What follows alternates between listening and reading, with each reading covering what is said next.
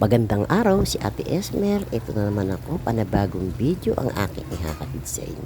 Magluluto tayo ng chop suey.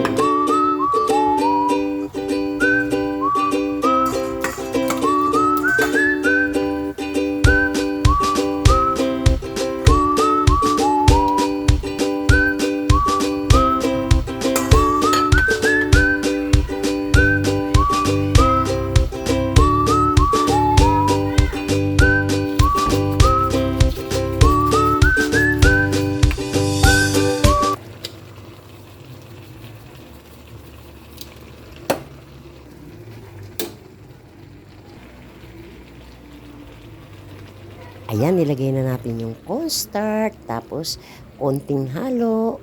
Pagkahalo, tikman na natin. Luto na. Pwede na tayong kumain, guys. Thank you for watching.